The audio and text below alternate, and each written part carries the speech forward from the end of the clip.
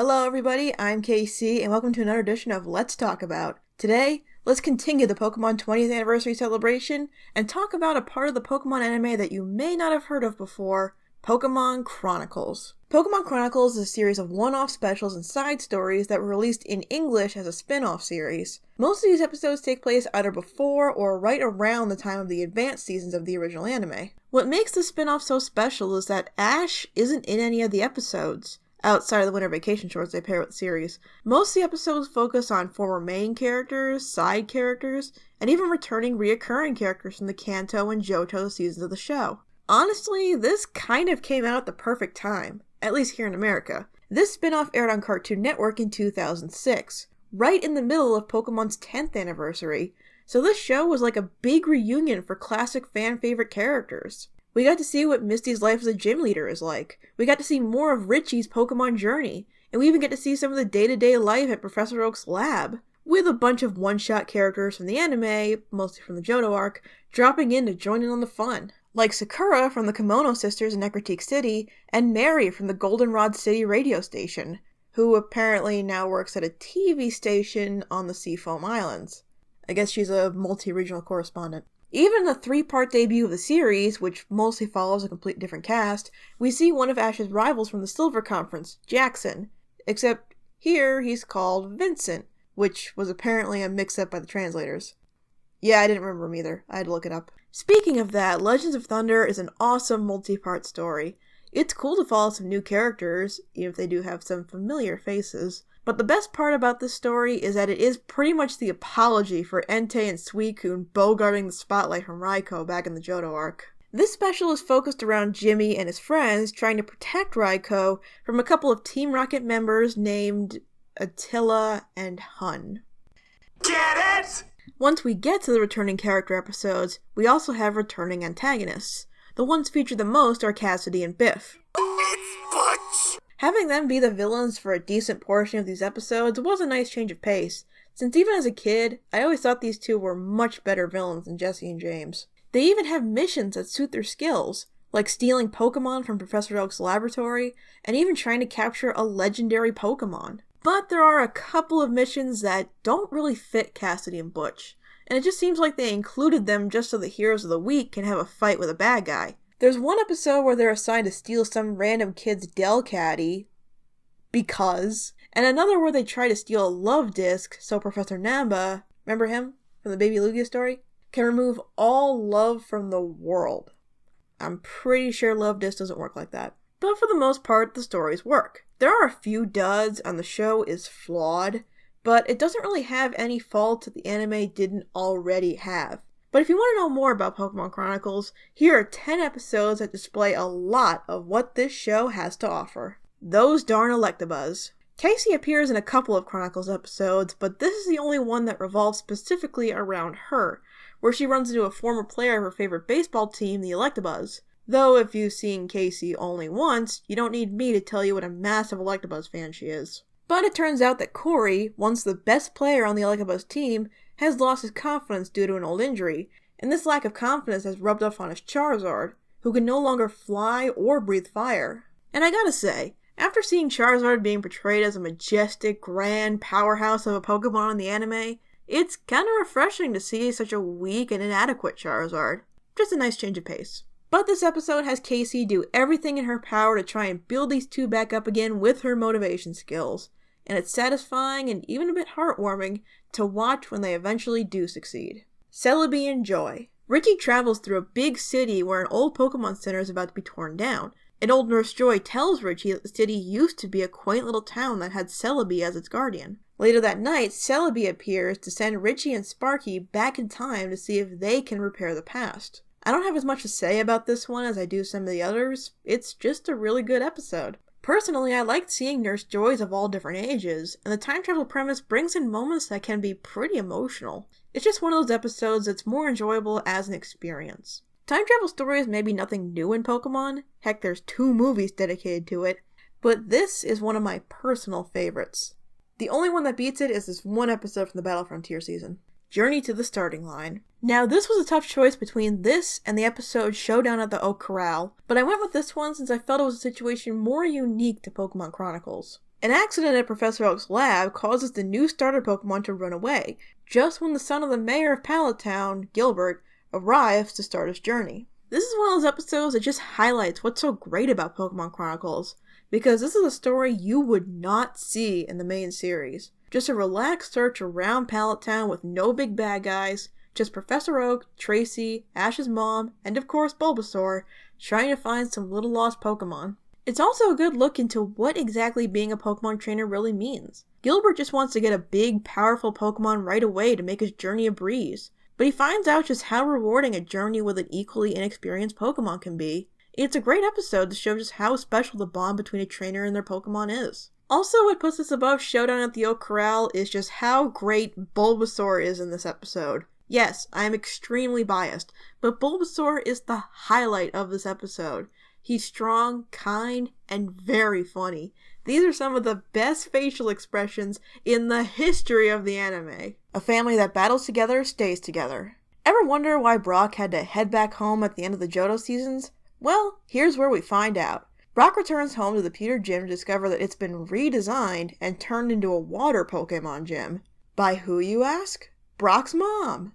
Now, I know what some of you are thinking.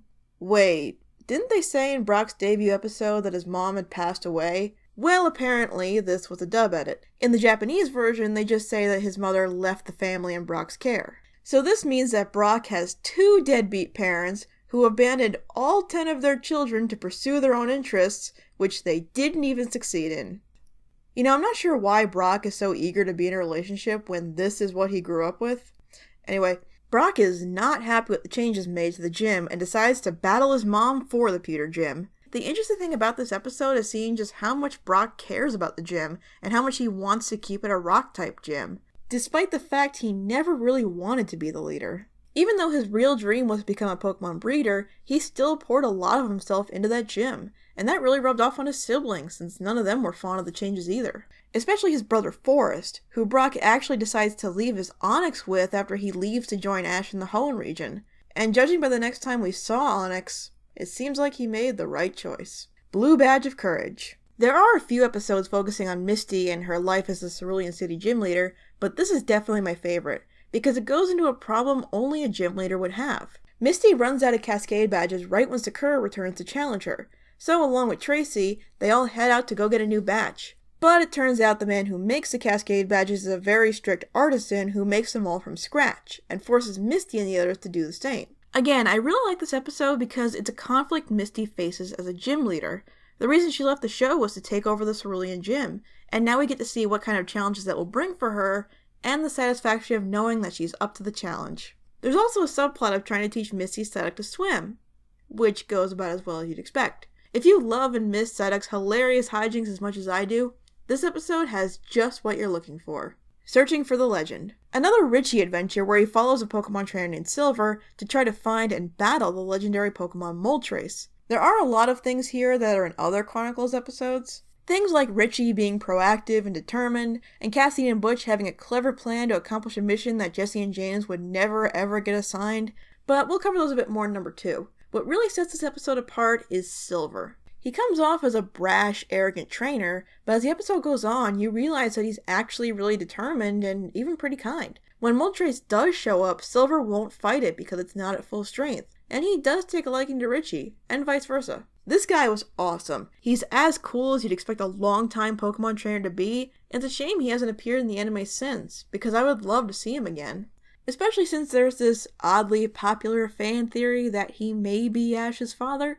But who wants to talk about that? Next, we're no angels. Team Rocket land in a primitive village that's being attacked by robots. The catch? The villagers think that they're superheroes because they resemble a group called Team Righteous from a film series. Think Three Amigos meets the actual We're No Angels meets Dr. Doofenshmirtz style gadgets. The thing that works in this episode is Team Rocket themselves. It's just as funny as you expect an episode starring these 3 to be. And while the twist of the episode is insanely obvious, it's still a good way of showing how appearances can be deceiving in more ways than one. I've always been fond of Team Rocket, and this story is a great example of showing how hard they try to be bad guys, but what hidden potential they have to be good guys. They even consider staying in the village and becoming the heroes the villagers think they are. But then they see Ash and Pikachu and go back to chasing them.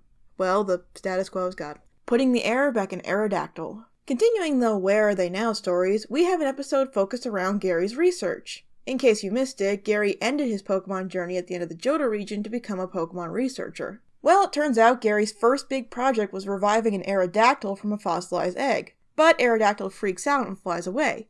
So with the help of Professor Oak, Tracy, and some very resourceful people at the lab, they try to find this prehistoric Pokemon before Cassidy and Butch can capture it. Now, if you grew up with Pokemon back when Gary was Ash's rival, then there were probably times when you wanted to punch him in the face. He was always so arrogant and mean to Ash. But here we see how humble he's become after his journey in the Johto region. And it was sweet to see Professor Oak being so supportive of his grandson when Gary is putting himself down for not really knowing what to do about the situation. Gary is still as smart and resourceful as he's always been, and the skills he picked up as a Pokemon trainer do come in handy. But now all of those skills are mixed with a lot of compassion and empathy, and it's nice to know that he will continue to do well with his research with the help of some new friends. Although how this clearly not old enough to be a trainer kid has a middle stage Pokemon is anybody's guess. Oak napped. Professor Oak is kidnapped by Cassidy and Butch, and it's up to Tracy and Richie to find him. Another episode that's filled with returning characters working together for the first time. We've been over Richie's other appearances, but this was the first one, and it was really nice to see him again.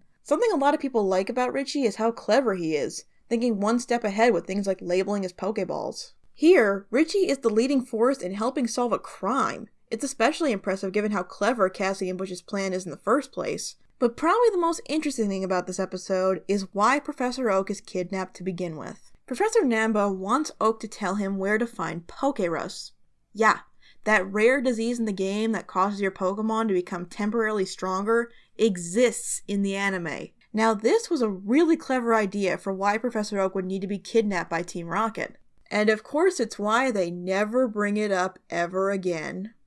Oh well, at least the battles were cool. Training days. This is by far the most popular episode of Pokémon Chronicles. If you're a Team Rocket fan, even if you've never seen the show, chances are you've at least heard of this episode or seen screenshots. In this episode, we see how Jessie, James, and Meowth became a team. Now, it's not entirely clear if this is the first time Jessie and James have met, but I like to think it was. Unlike the other episodes of Pokémon Chronicles, I'm honestly surprised this wasn't an episode of the main anime. I mean, it's not like we haven't had episodes focused specifically on Team Rocket before. But regardless, this is such a great episode, especially considering how the three of them became a team has never been touched on the show, to my knowledge anyway. For as long as we, the audience, have known Team Rocket, it's hard to imagine them being anything but inseparable. But apparently it wasn't that easy. Jessie had gone through 11 training partners before being partnered with James, because she'd been alone her whole life, and she believed that doing things on her own is the only way to get anything done. But then James comes along and vows to never abandon her. Meowth apparently just walked into Giovanni's office and asked to be an agent. Giovanni almost kicks him out before deciding to assign him with Jessie and James. Personally, I do find it hilarious that everyone else is surprised that Meowth can talk except for Giovanni. But anyway, obviously the best thing about this episode is watching the three of them, especially Jessie and James, form what would eventually become an unbreakable bond. Despite the obstacles that come their way, James' vow to never give up on the team affects all of them and helps them overcome the odds, which proves what I've suspected all along. James is the glue that holds them all together. Everything about this is even more special when you consider how happy I was for what are essentially the villains of the show. But that's what Pokémon Chronicles is. Putting different perspectives on familiar characters and going on more journeys with people we never thought we'd see again. Which is why it's kind of a shame that it's not running anymore. There are a couple of Where Are They Now specials for former companions on the show, but none of them have been localized. And besides now retired main characters, I could think of quite a few characters from the Advanced Generation on that I would have loved to have seen in adventures like this. But what we did get was pretty great. If you're a longtime fan and you're interested in seeing what your favorite characters were up to off camera, this is a series I highly recommend. Come back next month to see what else I have in store for Pokemon's 20th anniversary. Until then, thanks for watching, and I will see you guys next time.